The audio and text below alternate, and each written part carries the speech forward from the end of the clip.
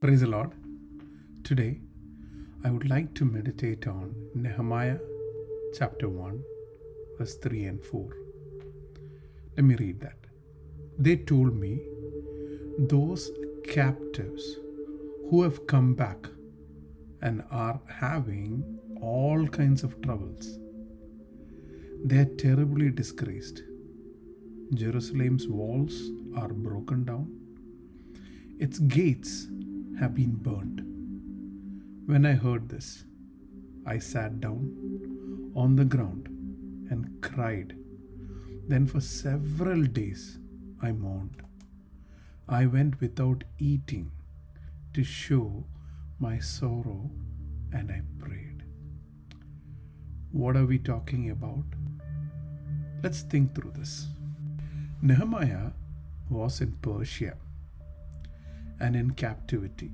Now he is hearing about Jerusalem. The temple is completed, but the walls and the gates are broken. How did they come to that point of history? We know after the kingdom was divided into Israel and Judah, Israel went into captivity under the Assyrians. And then later Judah also went into captivity, and that was under Babylon. And that phase, 606 BC, Babylonians destroyed Jerusalem. And that went on going, and by 586 BC, the entire people, Jewish people, went into captivity as per the prophecy's fulfillment. They were in Babylon for 70 years. And at the end of 70 years, when the new kingdom came, Cyrus, as per the prophecy again, through Jeremiah and many other prophets, they were let go. And under the leadership of Zerubbabel, 50,000 people came back to Jerusalem and started building the temple. And the temple was stopped after 2 years. Then it was stopped for another 16 years. Haggai, Zechariah came and revived the people, and they built the temple. And the temple was completed in 516 BC.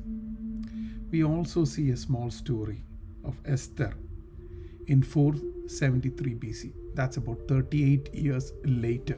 Then after 16 years, Ezra brought the second group of people from Persian kingdom back to Jerusalem. But now, by 445 BC, the temple is completed.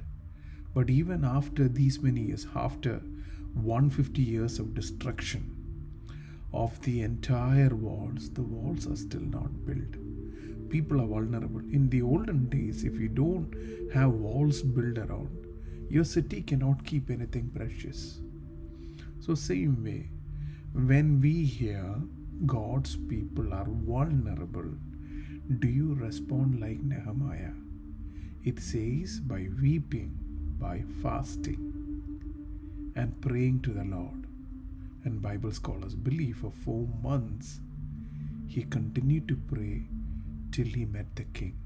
So let's get into the study of Nehemiah, understand the context, so that we know who this man was, which led to the greatest revival. In coming days, we'll learn that. God bless you.